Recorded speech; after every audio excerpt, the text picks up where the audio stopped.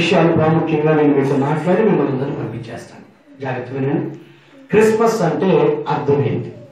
మీలో ఎవరు చెప్తారు క్రిస్మస్ అంటే అర్థం? క్రిస్మస్ అంటే ఏంటి? క్రీస్తుని ఆరాధించటమే క్రిస్మస్. ఎంతమంది క్రిస్మస్ అంటే యేసయ్య పుట్టినరోజు అని చెప్పగలుగుతారు? క్రిస్మస్ అంటే యేసయ్య పుట్టినరోజు అని ఎంతమందికి తెలుసు? అవునా? యేసయ్య పుట్టినరోజు క్రిస్మస్. క్రిస్మస్ అని ఎందుకు చేసుకుంటున్నాం అంటే యేసయ్య పుట్టినరోజు అని. అయితే చిన్న తేడా చెప్తారు. మనం మొదటి నుంచి ఏదైతే వింటామో అదే నమ్ముతాం. తర్వాత వచ్చిన దాన్ని మొదటి దానికి ఏదైనా లోపం ఉందని తెలిస్తే మొదటిది వదిలిపెట్టి రెండవది సమ్మతిస్తాం చాలా లేటుగా. కానీ ఫస్ట్ ఒక్కసారి మనం నమ్మిన సిద్ధాంతాన్ని చచ్చేంత వరకు మనిషి వదులుకోవడానికి ఇష్టపడ్డాడు. క్రిస్మస్ అనంటే యేసయ్య పుట్టిన రోజు. అసలు నిజంగా క్రిస్మస్ అనేటటువంటి పదం బైబిల్లో ఎక్కడ లేదు. మరి క్రిస్మస్ అంటే అర్థం ఏంటి? ఈ పేరు ఎవరు పెట్టారు అని అంటే యేసయ్య చనిపోయిన తర్వాత ఇంచుమించు క్రీస్తు శకం 323లో కాన్స్టాంటినోపుల్ అనేటటువంటి వాళ్ళు ఒక 318 మంది బిషపులతో కలిసి పెట్టినటువంటి పేరు ఈ క్రిస్మస్. అంటే క్రిస్మస్ ని క్రిస్టోస్ మాసే అంటారు. ఏమంటారంటే క్రిస్టోస్ మాసే అంటే క్రైస్ట్ ప్లస్ మాస్ అంటే క్రైస్ట్ మాస్. క్రైస్ట్ అంటే క్రీస్తు, మాస్ అంటే ఆరాధన. క్రీస్తుని ఆరాధించటమే క్రిస్మస్. అందుకే ఎక్కడ కూడా క్యాలెండర్లలో మనం చెప్పే మాటల్లో క్రిస్మస్ పండుగ వచ్చింది అంటారు, కానీ యేసు ప్రభు జయంతి అని అంటారు. హనుమాన్ జయంతి ఉంది, రాముల వారి జయంతి ఉంది, గాంధీ జయంతి ఉంది. కానీ యేసు జయంతి అని క్యాలెండర్లో మనకు కనపడదు, కానీ క్రిస్మస్ అని కనపడింది. క్రిస్మస్ అంటే అర్థం ఏంటంటే క్రీస్తుని ఆరాధించటం. యేసు ప్రభు పుట్టినరోజు కాదు, యేసు ప్రభు పుట్టినరోజు క్రిస్మస్ కాదు, యేసు ప్రభు పుట్టినందుకు క్రిస్మస్. తేడా అర్థం చేసుకోండి. యేసు ప్రభు పుట్టినరోజు క్రిస్మస్ కాదు, యేసు ప్రభు పుట్టినందుకు క్రిస్మస్ చేసుకుంటున్నాం. అర్థమైనా? పుట్టాడని క్రిస్మస్, పుట్టిన రోజును బట్టి కాదు. పుట్టాడు, నా కోసం పుట్టాడు కాబట్టి క్రిస్మస్. క్రిస్టోస్ మాసే అంటే క్రీస్తుని ఆరాధించటం. అది క్రిస్మస్ యొక్క నిజమైన అర్థం. రెండవది, నిజంగా క్రిస్మస్ డిసెంబర్ 25వ తారీఖునైనా? నిజంగా 25వ తారీఖునైనా? ఎవరు చెప్పారు? బైబిల్లో ఎక్కడైనా డిసెంబర్ 25 అని రాసుందా? లేదు. డిసెంబర్ 25న యేసు ప్రభు పుట్టాడు అని ఏమన్నా నిర్ధారణ మనకు బైబిల్లో ఉందా? లేదు.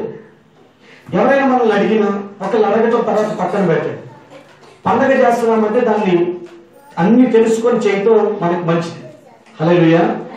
ఇప్పుడు కొత్త రకపు విత్తనం నీ చేతిలో పెడితే, అయ్యా పాత విత్తనాలు ఎలా చల్లాలో నాకు తెలుసు, పాత విత్తనాలు ఎలా విత్తుకోవాలో నాకు తెలుసు పొలంలో, మరి కొత్త విత్తనాలు ఇస్తామంటున్నాను, ఈ విత్తనాలు ఎలా సాగు చేయాలని అడిగి తెలుసుకొని చేస్తామా చేయమా? అంతేనా? అడిగి తెలుసుకొని చేస్తాం. సేమ్ నేనంటున్నాను యేసు ప్రభు పండగ క్రిస్మస్ అనేటటువంటి పండగ సంవత్సరాలు దేవుడిని నమ్ముకున్నది మొదలుకొని ఇప్పటిదాకా చేసుకుంటూ వెళ్తున్నాం. అయితే ఒకవేళ తెలియకుండా అలవాటుగా చేసుకుంటా పోతే మాత్రం ఇబ్బంది పడతాం. ఏ రోజుకైనా నిజం తెలుసుకోవాలి.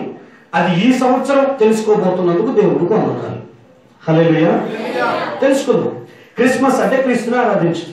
మరి ఆ క్రిస్మస్ నిజంగా డిసెంబర్ 25వ తారీఖునైనా అని అంటే వాస్తవానికి బైబిల్లో ఆధారాలు ఎక్కడ లేదు. కాబట్టి డిసెంబర్ 25 క్రిస్మస్ చేసుకోకూడదా అని అనటానికి కూడా వీల్లేదు.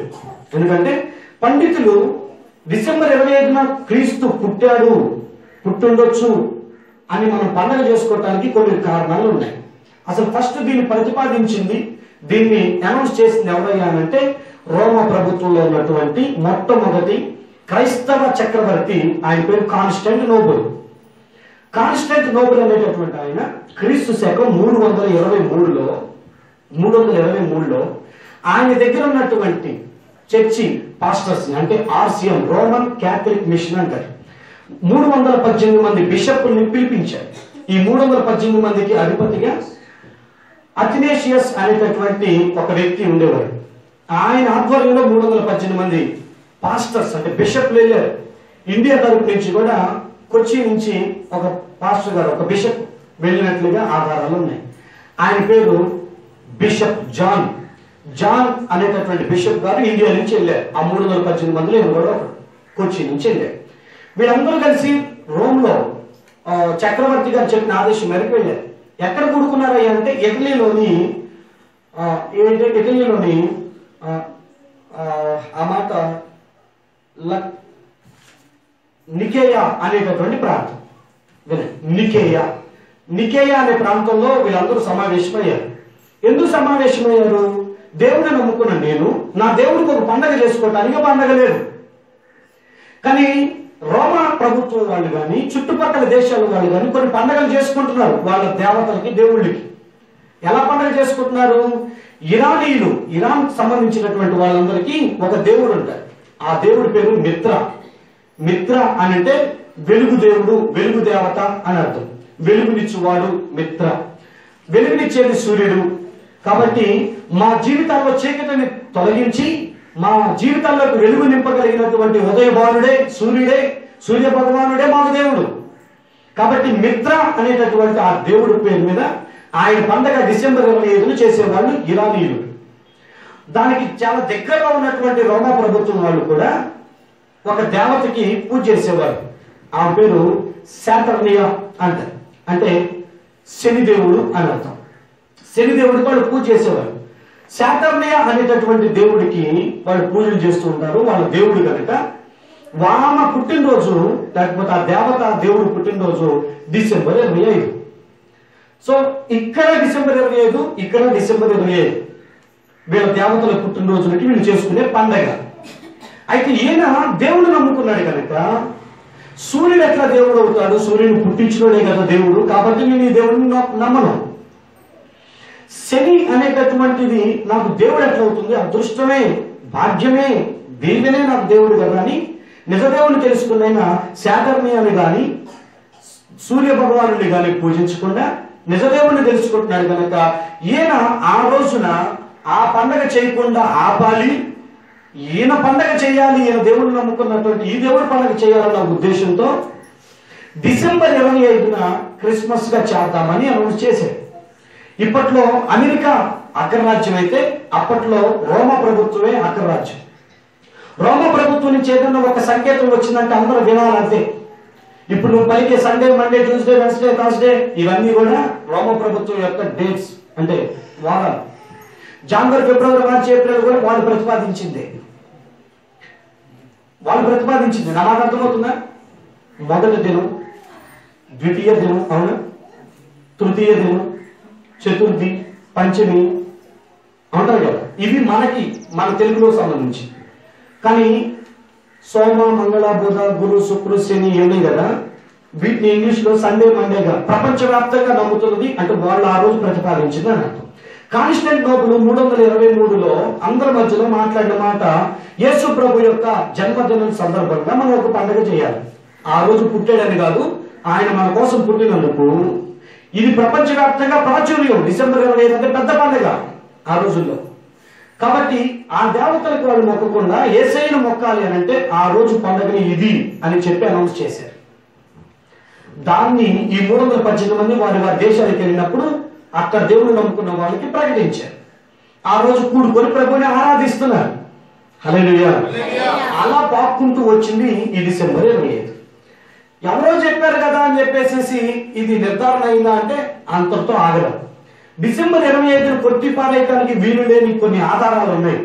ఏంటి ఆధారాలు అని అంటే, ఈయన చనిపోయిన తర్వాత, అంటే ఈ కాన్స్టాంటినోపుల్ ప్రకటించిన తర్వాత అసలు ఈ యొక్క డిసెంబర్ 25ని ఎలా మనం నిర్ధారించవచ్చు అని ఒక గణిత శాస్త్రవేత్త ఆయన 547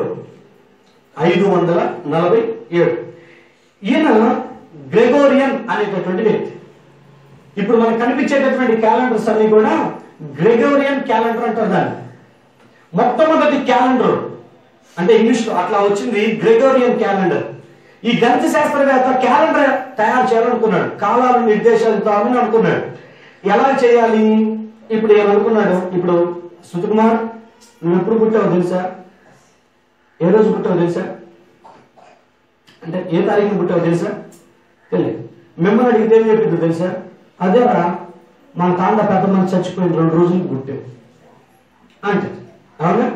అదే బల్య గారు చచ్చిపోయిన వారానికి నువ్వు పుట్టేవాడు. లేదా మీ తాత సావకు ముందు 1 రోజు ముందు పుట్టావు అని. అవునా? వెనకటికి మాట్లాడుకోవాలంటే ఎప్పుడు పుట్టావంటే అదే రామారావు చచ్చిపోయినప్పుడు ఈ పిల్ల కడుపులో పడింది అంతే. అవునా? లేదా సన్నివేశాలు అని అనుకో, తుఫాను రోజే పుట్టిపోయాయి, తుఫాను వచ్చినప్పుడే పుట్టింది. అదే బండ గుర్తు అంటే అప్పట్లో మనకి చదువు లేదు, కాలాలు తెలియదు కనుక అట్లా పెట్టాం. అవునా? సేమ్ ఏమో కూడా ఏదైనా ఒక సన్నివేశాన్ని, ఎవరైనా ఒక ప్రభావవంతమైన వ్యక్తుల్ని ఆధారం చేసుకొని కాలాన్ని డివైడ్ చేయాలనుకున్నాడు. అప్పట్లో సన్నివేశాల కంటే వ్యక్తులను తీసుకున్నాడు, 3 వ్యక్తులు తీసుకున్నాడు.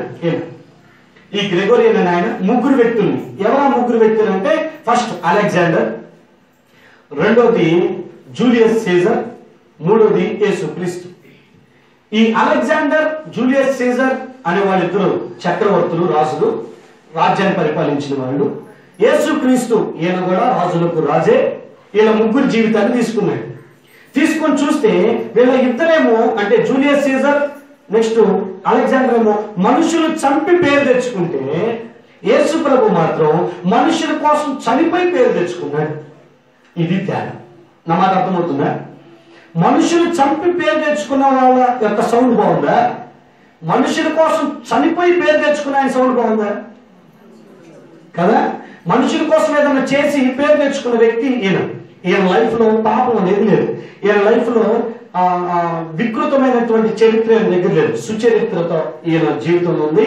మంచివాడిగా పేరు కలిగి ఉన్నాడు, 10 మందికి మేలు చేశాడు. కాబట్టి ఈయన్ని సెంటర్ పాయింట్ గా పెట్టుకొని కాలాలు డివైడ్ చేశాడు. అంటే జనవరి 1న ఆయన పెట్టి క్రీస్తు పూర్వం, క్రీస్తు శకం అని ఆయనతో స్టార్ట్ చేశాడు. మరి అదేనన్నా అలాంటప్పుడు జనవరి 1 కదా ఆయన పుట్టినరోజు చేయాల్సింది. ఆయన జనవరి 1న పెడితే జనవరి 1 కదా మనం చేయాల్సిందంటే, యూదాచారం ప్రకారంగా జనాభా లెక్కలోనికి మన పేరు ఎప్పుడు వెళ్ళిద్దంటే, మగపిల్లడు పుడితే 8వ దినాన మందిరంలోనికి తీసుకెళ్ళిపోయి పాస్టర్ గారి చేతిలో పెట్టి, పాస్టర్ గారు వీడు పుట్టే టయానికి ఏ సిచ్యువేషన్ ఉందో ఆ పేరు పెడతారు. వాడు పుట్టే టయానికి ఇల్లంతా సంతోషంగా ఉందనుకో యేసాకు అంటారు. పుట్టే టయానికి ఇల్లంతా ఏడుపు కొట్టుతూ ఉందనుకో ఎబ్బేజు అంటారు.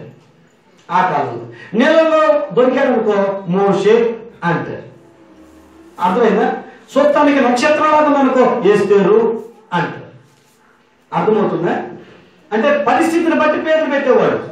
కానీ యేసు ప్రభు పుట్టక మునిపే మరియమ్మకి గాబ్రియల్ దూత చెప్పినటువంటి పేరు ఏంటంటే, ఇతని పేరు యేసు అని పెట్టారు. ఇతను మనుషుల పాపాలని విమోచించేవాడు. ఇతనికి ఇమ్మానుయేల్ అని పేరు పెట్టారు. ఇతను మీకు సదాకాలం తోడై ఉంటాడు అని చెప్తే మందిరంలో తీసుకెళ్లి ఫస్ట్ 8 రోజుల తర్వాత యేసు అని పేరు రాసిచ్చారు. జనాభా లెక్కల్లోకి వచ్చింది యేసు అనే పేరు 8వ రోజు. అంటే 1వ తారీఖు సరిగ్గా 8 రోజులు నడకపోతే డిసెంబర్ 25. ఎంత? డిసెంబర్ 25. సో 1వ తారీఖుని ఆయన పేరు బయటకు వస్తే 25వ తారీఖున ఆయన పుట్టుంటాడు అని నిర్ధారణకు వచ్చారు. ఈ యొక్క క్యాలెండర్ ప్రకారం 547లో ఫస్ట్ క్యాలెండర్ ఇది వచ్చింది. అంతకుముందు క్యాలెండర్లు లేవా? అంతకుముందు తేదీలు లేవా? ప్రభుని ఎప్పుడు పుట్టాడు తెలుసుకోవటానికంటే ఉన్నాయి. ఆ క్యాలెండర్ లెక్కలు వేరు. అవి ఎలా ఉంటాయంటే, యూదులకి కొన్ని క్యాలెండర్స్ ఉంటాయి. ఆ క్యాలెండర్లు పేర్లు నేను చదువుతాను. వేరు నీసాను, ఏం పేరు? నీసాను. అందుకే బైబిల్లో నీసాను మాసమందు 10వ దినమున అని బైబిల్లో కనపడతాయి. ఇయారు, నీసాను, ఇయారు, సైవాను, తమూజ్, ఔ, ఇలుల్, తిష్రి, హెష్వాన్, కిస్లేవ్, తెవెత్, షెవాత్, ఆదార్, ఆదార్బెత్. ఇవన్నీ కూడా మాసాలు. అంటే నీసాన్ మాసం అంటే ఏప్రిల్ నుంచి మే మధ్యలో ఉన్న కాలాన్ని నీసాన్ మాసం అంటారు. ఇయర్ అంటే మే నుంచి జూన్, సివాన్ అంటే జూన్ నుంచి జూలై, ఇలా ఉంటాయి. ఇది అక్కడి క్యాలెండర్. అయితే మన హిందూ సాంప్రదాయ ప్రకారంగా మనకి ఇక్కడ కూడా కొన్ని నెలలు ఉన్నాయి. ఎవరికైనా తెలుసా? మన నెలలు తెలుసా? భారతదేశంలో హిందూ సాంప్రదాయం ఉన్నప్పుడు మనకి కొన్ని నెలలు ఉన్నాయి. జనవరి, ఫిబ్రవరి రాకముందు మాఘమాసం, చైత్రం, వైశాఖం.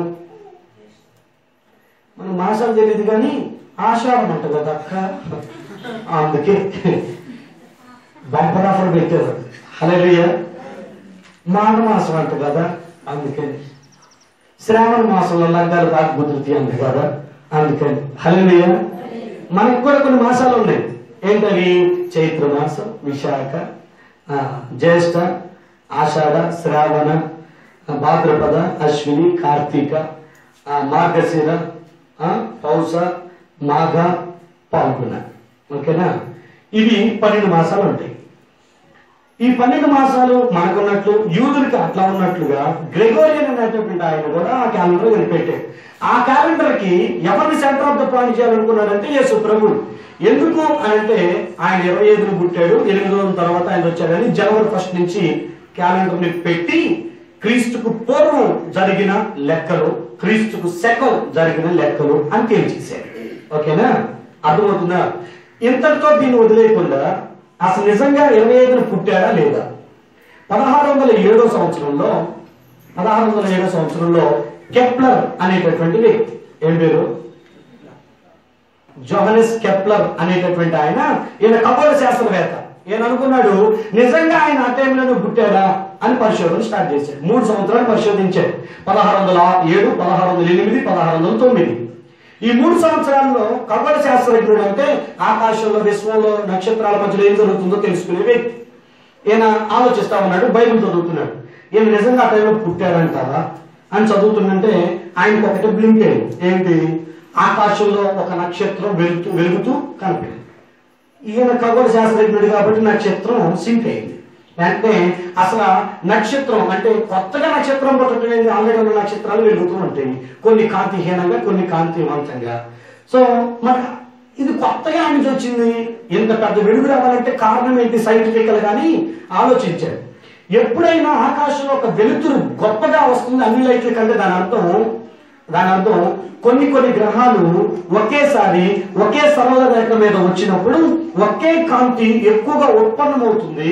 అప్పుడు ఆకాశంలో ఒక గొప్ప నక్షత్రం వెలుగులాగా కనపడుతుంది. అంటే ఇదిగో చూడండి, ఇలా ఉంటాయి గ్రహాలు, ఎక్కడ పడితే అక్కడ చంద్రవందరగా. అయితే కొన్నిసార్లు అవి తిరిగే కక్షల్లో సమానంగా ఒక రేఖ మీదకి వస్తాయి. ఆ 3 గ్రహాలు ఒక రేఖ మీదకి వచ్చినప్పుడు వాటి కాంతిని ఒకదానికొకటి రిఫ్లెక్షన్ కొట్టుకొని పెద్ద వెలుగు కనపడతా ఉంటుంది. అర్థమైందా? పెద్ద వెలుగు కనపడింది. వీటిలో ఏంటంటే ఇదిగో మార్స్, జూపిటర్, యురేనియం, ఈ 3 గ్రహాలు ఒక సరళ రేఖ మీదకి వచ్చినటువంటి కాలం, ఆ సరళ రేఖ మీదకి వచ్చి కొన్ని దినాలు, కొన్ని నెలల పాటు ఉండిపోయింది. ఆ దినం ఏది అని 1607 నుంచి 1609 దాకా ఈ 3 సంవత్సరాల్లో వెనక్కి వెళ్ళాడు. పరిశోధించి చూస్తే తేలింది ఏంటి అంటే సరిగ్గా క్రీస్తు పూర్వం 4 BC, అంటే 4 క్రీస్తు పూర్వం 4వ సంవత్సరంలో ఈ సన్నివేశం జరిగింది. అంటే బైబిల్లో కనిపించినటువంటి ఆ వెలుతురు క్రీస్తుకు పూర్వం 4వ సంవత్సరంలో జరిగింది కనుక 4వ సంవత్సరంలో ఆయన పుట్టాడు. క్రీస్తు పూర్వం 4వ సంవత్సరంలో ఆయన పుట్టాడు. 4 సంవత్సరాలు పుట్టాడు. ఆయన ఎన్ని సంవత్సరాలు ఈ భూమి మీద బ్రతికి చనిపోయాడు బైబిల్ ఆధారంగా కానీ, లేకపోతే చనిపోయినప్పుడు పరిస్థితులు చూడటం ద్వారా కానీ అంటే ఏప్రిల్ 3 క్రీస్తు శకం 29వ సంవత్సరంలో శుక్రవారం రోజు ఆయన చచ్చిపోయాడు. వినండి, యేసు ప్రభుని సిలువ వేసింది ఏప్రిల్ 3 శుక్రవారం రోజు క్రీస్తు శకం 29వ సంవత్సరం. ఆ రోజుకి ఈ 4 సంవత్సరాలు మొత్తం యాడ్ చేస్తే 33 సంవత్సరాలు, 33.5 సంవత్సరాలు సరిపోతున్నాయి. అంటే నెల ఎగ్జాక్ట్ గా డిసెంబర్ వచ్చింది. ఆ సరళ రేఖ ప్రకారంగా ఎగ్జాక్ట్ గా డిసెంబర్ వచ్చింది.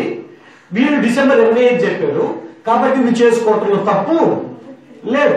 కాబట్టి దీన్ని కొట్టేయటానికి వీలు అలాగని అదే రోజున నిర్ధారణ కూడా లేదు. కాబట్టి ఇదే రోజున చేసుకున్నంత మాత్రాన దేవుడు మనకు గిఫ్ట్లు ఇవ్వడు, చేసుకోలేదని చెప్పేసి మనల్ని తిట్టడు.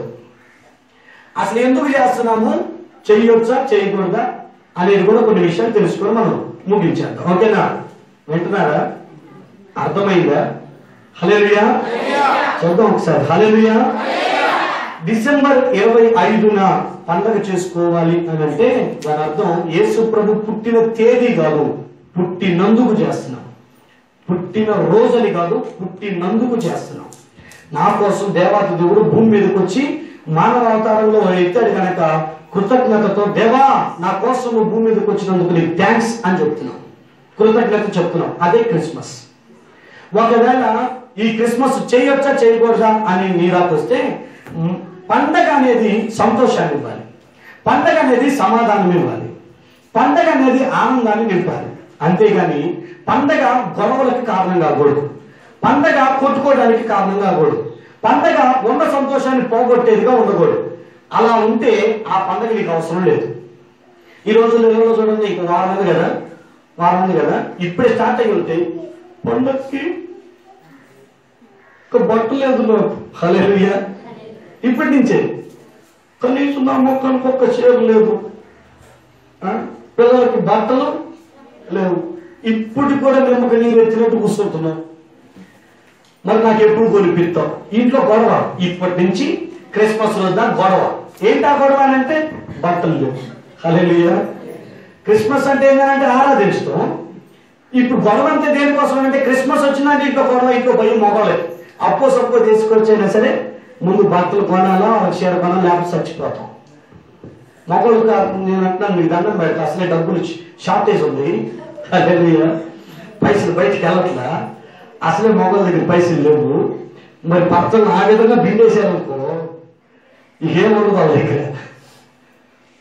అర్థం చేసుకోండి. డబ్బులుంటే సంక్రాంతి టైంలో డబ్బులు ఉన్నాయి అనుకో, కొని క్రిస్మస్ చేసుకోసాను. హల్లెలూయా. అంతేగాని డబ్బులు లేని టైంలో గొడవలు పెట్టుకుంటే పండగని ఇంట్లో ఆనందాన్ని తెచ్చిందా గొడవలు తెచ్చిందా అని ఆలోచిస్తే గొడవే ఉంటుంది, గొడవే ఉంటుంది. క్రైస్ట్మాస్ అన్నా కదా, అంటే క్రీస్తుని ఆరాధించడం అన్నాం కదా. విచిత్రం ఏంటో తెలుసా, ఈ పండగ రోజు క్రైస్ట్మాస్ అవ్వదు. ఏమైతే తెలుసా, క్రైస్ట్మాస్ కదా, కానీ ఏమైతే తెలుసా ఆ రోజు క్రైస్ట్ ఉండడు, క్రైస్ట్ లాస్ అవుతాడు. ఎందుకు రాలేదు చూస్తారుగా, మీరు ఇక్కడ ఉన్నారు కదా, వచ్చే ఆదివారం ఎంతమంది వస్తారు ఎంతమంది రారు మీరు చూస్తారు. ఎందుకు రాలేదా అన్న అంటే చుట్టాలు వచ్చారా అన్న. ఎందుకనంటే కిస్మిస్ అని పిలిపించాం, కిస్మిస్ అని ఏం చేశాం పిలిపించాం. మరి వాళ్ళ నాడు వదిలిపెట్టి తెలిసిపెట్టి నువ్వు రావటం మంచిది కాదు. అందుకే వాళ్ళకి దావత్ చేయడానికి పొద్దునగా ఏం పేరు అని పేరు బొబ్బులుందా మతం కొట్టారు. బొబ్బులేనా? బొబ్బుల దగ్గరికి పోయారా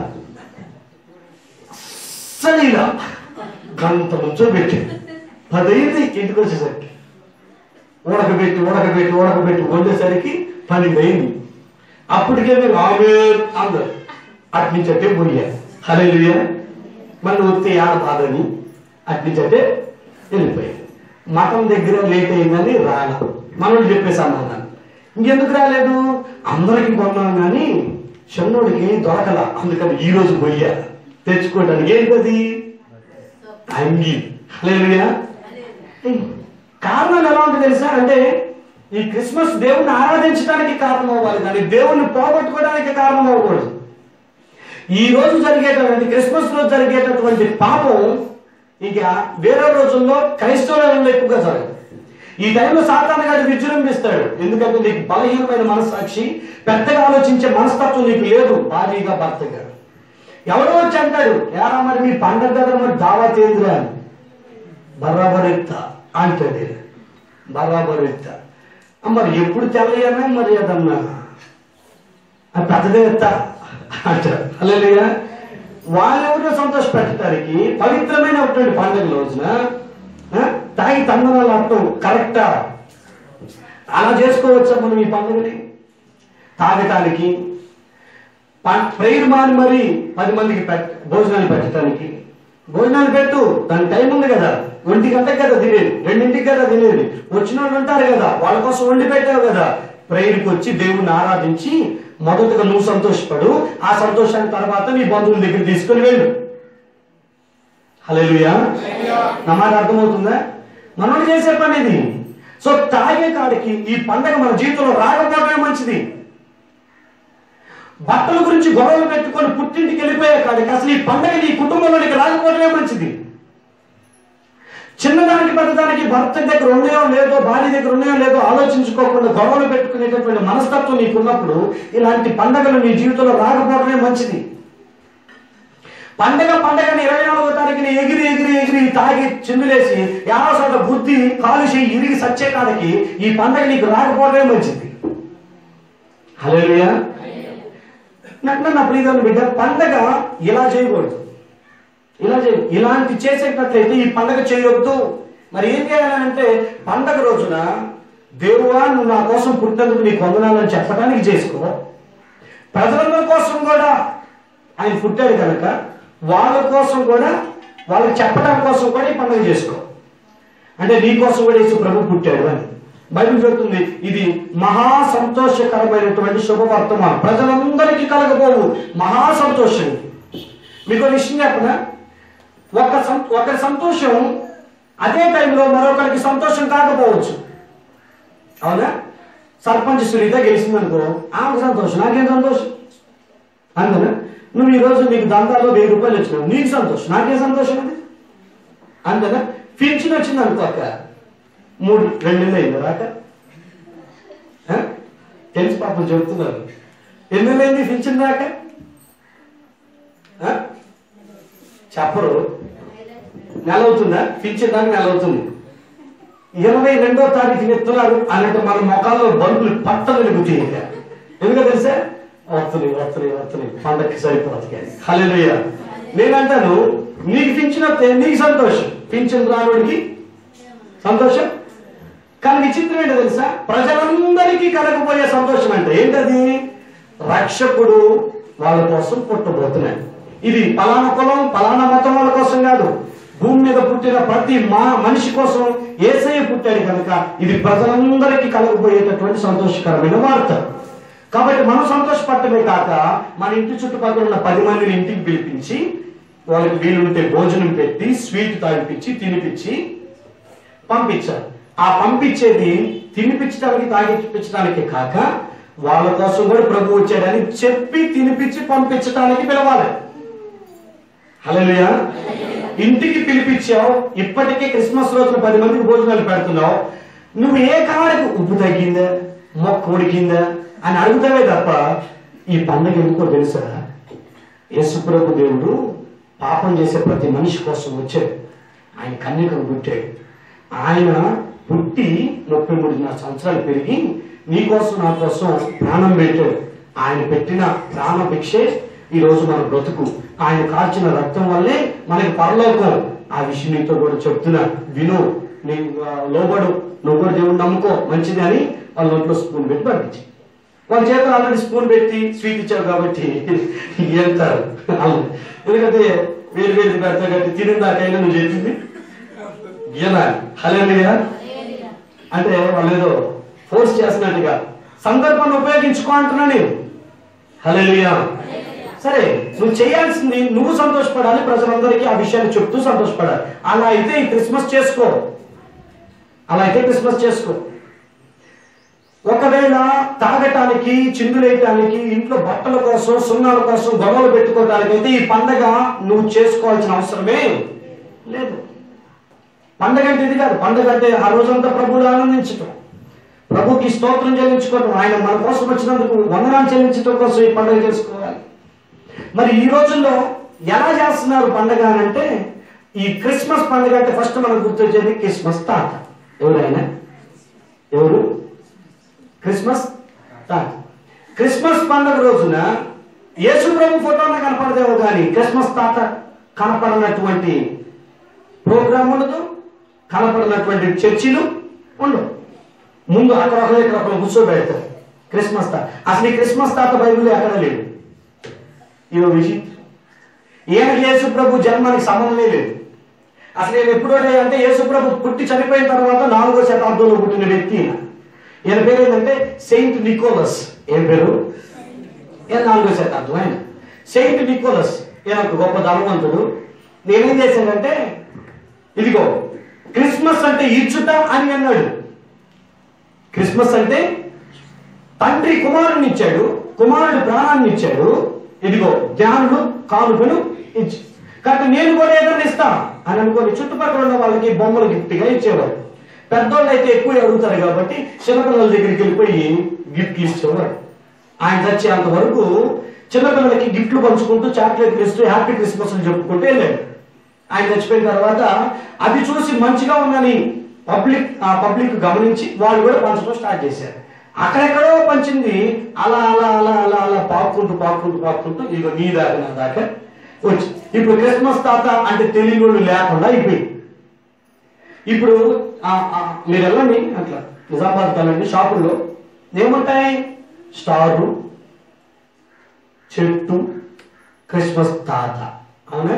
ఈ క్రిస్మస్ తాత అని ఆయన మనిషి సెయింట్ నికోలస్. ఈయన చేసిన పని మర్చిపోయారు, ఆయన గుర్తుపెట్టుకున్నారు. హల్లెలూయా. నేను అంటాను ఆయన గుర్తుపెట్టుకోవడం కాదు, ఆయన చేసిన పనిని మనం కూడా చేయాలని గుర్తుపెట్టుకోవాలి. మనం కూడా ప్రభువుకి ఏదైనా ఇవ్వాలి, మన జీవితాన్ని ఇచ్చేయాలి. ఇప్పటి వరకు క్రీస్తుని అంగీకరించకపోతే మందిరానికి వస్తూ ఉంటే ఈ క్రిస్మస్ రోజైనా యేసయ్యకి నువ్వు ఒక కానుక ఇవ్వు. ఒకవేళ ఆయన బర్త్డే అని అనుకుంటే బర్త్డేకి వచ్చిన వాళ్ళందరూ గిఫ్ట్ ఇవ్వాలి కదా, యేసయ్యకి గిఫ్ట్ ఇవ్వాలి కదా. నీ జీవితాన్ని ఆయనకి గిఫ్ట్ గా ఇచ్చేయి, అంతకంటే విలువైంది దేవుడు కోరడు. నీ హృదయాన్ని ఆయనకి ఇచ్చేసేయి. నువ్వు తెచ్చేటటువంటి బెలూన్స్ లో సంతోషపడ్డు, నీ హృదయం మార్పిడిని బట్టి ప్రభు సంతోషపడతాడు. హల్లెలూయా. ఆయనకి ఇచ్చే నీ జీవితాన్ని, అది నిజమైన క్రిస్మస్ కానుక ప్రభువుకి నువ్వు ఇచ్చేది. అది ఆయన కోసం ఆల్రెడీ ప్రాణం ఇచ్చేసేసాడు. నిజమైన గిఫ్ట్లు ఇద్దాం. లేదా నీ చెడు అలవాట్లు ఏదన్నా ఉంటే వాటిని ప్రభు సన్నిధిలో, ప్రభువా నా పరిస్థితిది, నా దౌర్భాగ్యకరమైన పరిస్థితిని నీ జీవితం నేను నీకు కానుకగా అర్పించేస్తున్నాను, ఇది నా జీవితంలో ఉండకుండా చేసుకుంటున్నాను అని ఒక తీర్మానం చేసుకుని అది గిఫ్ట్ గా లైఫ్ మార్చబడటానికి. సో నా ప్రియుల బిడ్డ క్రిస్మస్ తాతను పెడతాం. రెండోది క్రిస్మస్ ట్రీ. అవునా? ఏంటది? Christmas tree. ఒక చెట్టు తీసుకొచ్చి దానికి లైటింగ్ పెడతాం. ఇది వాస్తవానికి బైబిల్లో ఉందంటే ఇది కూడా లేదు. కానీ ఎందుకు చేస్తున్నారు అయ్యారంటే యూరోప్ కంట్రీస్ లో చెట్టుని దేవుడిగా పూజించేవాళ్ళు. వాళ్ళు యేసయ్యని నమ్ముకున్న తర్వాత చెట్టును పూజించడం ఆపేశారు. అయితే చెట్టు ఆ రోజుల్లో సాదృశ్యం దేనికంటే పచ్చదనానికి, ఎదుగుదలకి, ఆరోగ్యానికి, 10 మంచి చేసేది కనుక దానికి గుర్తుగా పెట్టుకునేవాళ్ళు. ఆశీర్వాదానికి, ఎదుగుదలకి, పచ్చదనానికి కారణం కనుక వాళ్ళు ఏం చేశారు? క్రిస్మస్ రోజున ఇంట్లో పెట్టుకొని మా ఇల్లంతా కూడా ఇలా పచ్చగా ఉండాలి, ఇలా ఎదుగుతూ ఉండాలి, ఇలా ఆనందంగా ఉండాలని దానికి గుర్తుగా దానికి లైట్లు పెట్టారు. హల్లెలూయా. దాన్ని యూరోప్ కంట్రీలో వాళ్ళ మతస్థులు చేసుకునే దాన్ని తీసుకొచ్చి మళ్ళా మన ఇండియాలో పోయింది. హల్లెలూయా. క్యాండిల్స్ పెట్టారు. రోమా ప్రభుత్వం వాళ్ళు వాళ్ళ దేవతలు పూజించేటప్పుడు ఎక్కువగా కొవ్వొత్తులు వాడతారు, క్యాండిల్స్ వాడతారు. దీపారాధన, దీపాలు చేస్తారు. దీపావళికి మనం పెట్టినట్టుగా వాళ్ళు కూడా అలా పెట్టుకుంటారు. ఇప్పుడు మనోళ్ళు ఏం చేశారు? మనోళ్ళు కూడా క్యాండిల్ తీసుకొచ్చి క్రిస్మస్ లో యాడ్ చేశారు. ఈ క్రిస్మస్ లో ఈ క్యాండిల్స్ పెట్టడం వల్ల మనము అన్యాచారాన్ని తీసుకొచ్చి దీంట్లో పెట్టినంత సమానం అయిపోతుంది. అర్థమవుతుందా? తెలిసి చేసామా అంటే కాదు, తెలియక చేసేసాం. తెలిసిన తర్వాత జాగ్రత్త పడతాం. హల్లెలూయా. వింటున్నారా? కాబట్టి క్రిస్మస్ రోజున యేసు ప్రభు ఫోటో దగ్గర క్యాండిల్ పెట్టి అన్నమాట. ఎందుకంటే ఆయన చచ్చిపోయిన దేవుడు కాదు. మీ తాత ఫోటో దగ్గర క్యాండిల్ పెట్టి యేసు ప్రభు ఫోటో దగ్గర క్యాండిల్ పెడితే దాని అర్థమేంటి? ఆయన చచ్చిపోయాడు అని అర్థం. హల్లెలూయా. కానీ క్రీస్తు చచ్చిపోలా, ఆయన సజీవుడై ఉన్నాడు. ఆయన హల్లెలూయా. విచిత్రం అంటే తెలుసా? జయలలిత చచ్చిపోయింది కదా, చచ్చిపోయిందా? ఏంది చచ్చిపోయింది. ఇప్పుడు జయలలిత పేరు దగ్గర ఏం రాస్తారు తెలుసా? లేట్ జయలలిత అని రాస్తారు. రామారావు చచ్చిపోయింది కదా, లేట్ రామారావు అని అంటారు. అంటే ఇక లేడు అని, లేట్ చచ్చిపోయారు. కానీ యేసు ప్రభు యొక్క పేరుకు ముందు లేట్ జీసస్ క్రైస్ట్ అని లేదు ఎంతోటి. హల్లెలూయా. మరి ఎవరికి ఆలోచన రాలేదు ఏమో నాకు తెలియదు, కానీ మైకేల్ జాక్సన్ చచ్చిపోయాడు, లేట్ మైకేల్ జాక్సన్ అని పెట్టారు సమాధి మీద. కానీ ఇప్పటికీ యేసు ప్రభుకి లేట్ అనేది లేదు. ఎందుకనంటే చచ్చిపోయాడు అనుకున్న 3 రోజులు ఆయన తిరిగి లేచి 50 రోజులు 500 మందికి గెలిపించాడు. హల్లెలూయా, హల్లెలూయా. ఆయన లేట్ జీసస్ క్రైస్ట్ కాదు, లైవ్ జీసస్ క్రైస్ట్ ఆయన. హల్లెలూయా. ఆయన బ్రతుకున్న దేవుడు, సజీవుడైనటువంటి దేవుడు. అందుకే ఆయన ముందు కొవ్వొత్తులు పెట్టమాకండి. కొంతమంది కొబ్బరికాయలు కూడా కొడుతున్నారా? ఏమో ఎన్న నేనైతే కొట్టలేదంటావా శాంతమ్మ? కొట్టావా? తలకాయ మీద కొడతా, కొబ్బరికాయ ఇంకోసారి మాట కొడితే ఓకే. కొబ్బరికాయలు కొట్టడం, పూలు చల్లటం, లేకపోతే కొవ్వొత్తులు పెట్టడం, ఇదంతా అన్ని సాంప్రదాయం. అది మనం తెచ్చుకోవాల్సిన అవసరత లేదు. ఇంకొంతమంది ఏం చేస్తారయ్యా ఈ పండుగ రోజు అంటే డాన్సులు. డాన్సులు లేని క్రిస్మసే లేదు ఏ చర్చిలో. అవునా? ఏం చేస్తారు? కొద్దిగా ఎంత ఏంటి ఏమనిచ్చారు క్రిస్మస్ రోజు? ఏముండాలి? డాన్స్. ఇది లేకపోతే డిసప్పాయింట్, నిరుత్సాహం. అసలు ఏం మంచిగా జరగలేదు. మా చర్చిలో అస్సలు మంచిగా జరగలేదు. ఆడైతే బా జిగర్ జిగర్ లైట్లు ఏం డాన్స్ చేశారో అటు ఇటు అని అంటారు కదా. హల్లెలూయా. డాన్స్ లేని క్రిస్మస్ లేదు ఈ రోజున. ఒకప్పుడు క్రైస్తవ మిషనరీలు డాన్స్లు ఎందుకు వేసేవాళ్ళు? ఆడి పాడింది దేనికోసం అంటే జనాల్ని పోగు చేయటం కోసం. ఇదివరకు మన దగ్గర అన్నలు ఉండేవాడు ఈ అడవిలో. అవునా? అన్నలు మీకు ఏదైనా విషయం చెప్పాలంటే ఫస్ట్ ఏం చేస్తారు? అవునా? డ్రమ్ము కొడతారు, ఆడతారు, పాడతారు. అవునా? ఆడుతూ పాడుతూ జనాలను పోగు చేస్తారు. జనాలందరూ వచ్చిన తర్వాత అసలు విషయం చెప్తారు. అసలు విషయం చెప్పాలి అంట అని అంటే మందికి ఎదురవ్వాలి. మందికి ఎదురవ్వాలంటే సపోర్ట్ రావాలి. కాబట్టి ఎవరు చేయండి వింతైన కానీ ఒకటి చేయాలి అంటే వీళ్ళు డాన్సులు ఎత్తా ఉంటే వచ్చి గుంపు కూడేవాడు. కాబట్టి అప్పటి కాలం మిషనరీస్ కి టీవీలు లేకపోతే సెల్ ఫోన్స్, కంప్యూటర్లు ఏం లేవు, తెరల మీద సినిమాలు ఏం లేవు. అందుకని వీళ్ళే డాన్స్ చేస్తూ ప్రజల్ని పిలిపించుకొని వాళ్ళకి సువార్త చెప్పేవాళ్ళు. అది వీధుల్లో, ఆడకట్టంలో, గ్రామాల్లో, తాండాల్లో జరిగేది. కానీ ఇప్పుడు ఎక్కడ జరుగుతుంది డాన్సులు? హల్లెలూయా. చర్చిలో డాన్స్ చేస్తే దేనికోసం డాన్స్ చేస్తున్నారు? ఒక్కళ్ళు అడగని. మామూలు కూడా డాన్స్ చేస్తాడని అందరూ తెలియాలని. అంతేనా? మామూలు కూడా డాన్స్ చేస్తారని తెలియాలి. కనీసం ఆ మాత్రం సంతోషం లేకపోతే హల్లెలూయా. సరే అంటున్నాడు. రెండోది డ్రామాలు వేస్తారు కదా, స్కిట్ డ్రామా. డ్రామాలు ఎందుకు వేసేవాళ్ళు అని అంటే సేమ్ రీజన్. చదువు లేదు కనుక ప్రజల్లోనికి యేసు ప్రభు యొక్క జన్మ వృత్తాంతాన్ని తెలియపరచాలని అంటే ఒకళ్ళు మరియమ్మగా, ఒకళ్ళు యోసేపుగా, ఒకళ్ళు యేసయ్యగా, ఒకళ్ళు గొర్రెల కాపర్లుగా, ఒకళ్ళు దేవదూతగా వేషం వేసుకొని వచ్చేవాడు. వచ్చి ఇదిగో నేను గాబ్రియల్ని, మరియా నీకు ఒక కుమారుడు పుడతాడు, ఆయనకి ఇమ్మానుయేల్ అని పేరు పెట్టాడు అని. అప్పుడు మరీ మాట్లాడు, అమ్మా నేను పురుషుని ఎరుగుంటాను, నేను ఎలాగా పిల్లలుగా అంటారు. ఈ నాటకీయంగా చూపిస్తున్నప్పుడు మైండ్ ఫిక్స్ అయిపోయింది. బుర్ర కథలు అని అంటారు కదా, బుర్ర కథలు చెప్తాం. దాన్ని ఆధారం చేసుకొని ఇక్కడికి వచ్చి డ్రామాలు వేసి మరీ సువార్త చెప్పారు. అది కూడా వీధి వీధి తిరుగుతూ. ఈ రోజుల్లో వెళ్తున్నామా? డ్రామాలు వేసి ఇక్కడ కాదు అక్కడ అని అంటే అక్కడైతే నమ్మూషమ్మా.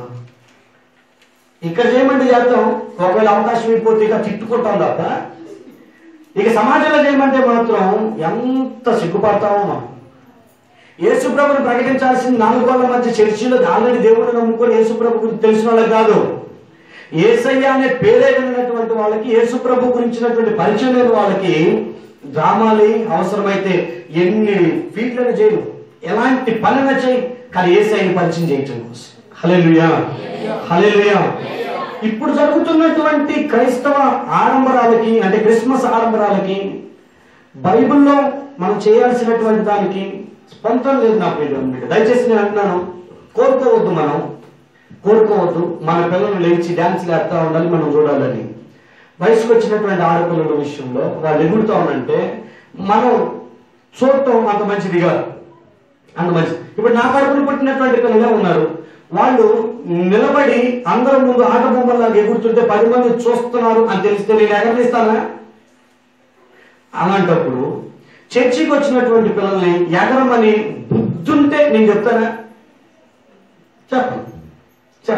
అంటే నా కడుపులో పుట్టినటువంటి పిల్లలైనా దేవుడు నాకు ఇచ్చినటువంటి పిల్లలైనా వేరు కాదు అని అనుకుంటున్నాను కాబట్టి మీ చేత డ్యాన్స్ నేర్పించడానికి ఇష్టపడను. అది తేడా. అది అంటే మనం ఫీల్ అవుతారు. ఒక నిమిషం ఉన్నది చాలు. కోలాటాలు ఉంది, కోలాలు కూడా ఆడిపో.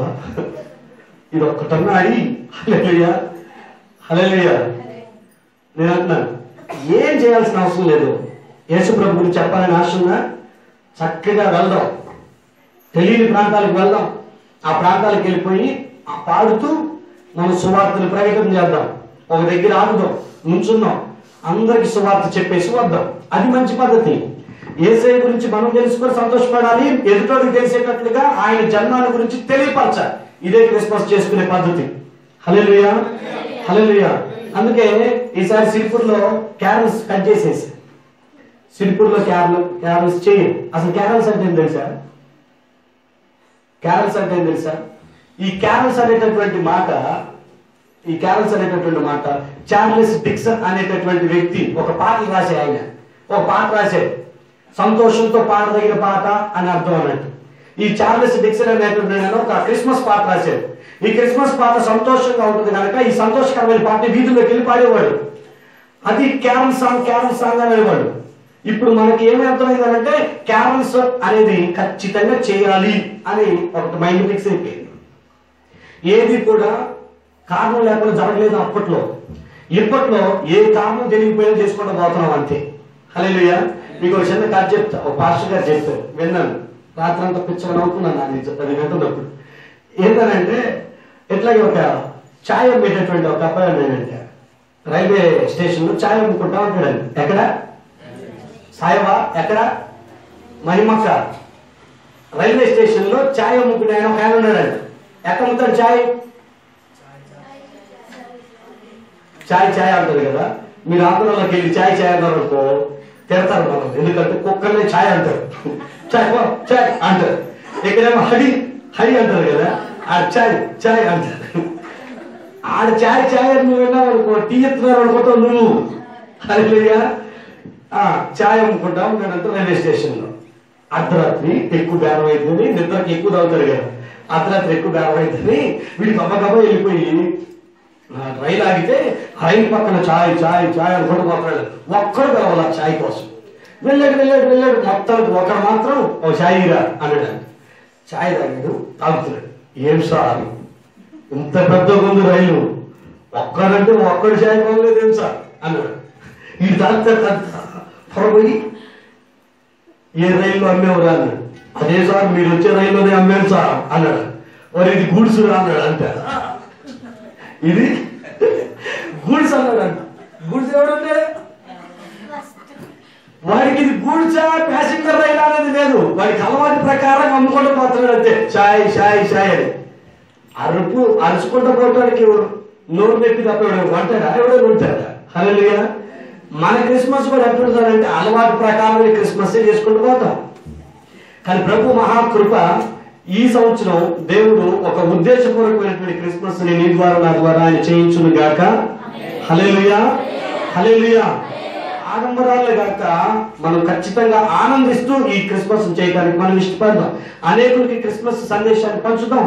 ఎలా క్రిస్మస్ చేసుకోవాలనేది వచ్చే ఆదివారం బైబిల్లో ఉన్నటువంటి వాళ్ళు ఎలా క్రిస్మస్ చేసుకున్నారు, మనం ఎలా చేసుకోవాలనే సంగతుల్ని వచ్చే ఆదివారం నేను మీకు తెలియపరుస్తాను. ఇప్పటి వరకైతే ఈ 4 సంగతులు అర్థం చేస్తాను. క్రిస్మస్ అంటే ఏంటి? క్రీస్తుని డిసెంబర్ 25 చేసుకోవచ్చా? చేసుకోకూడదు.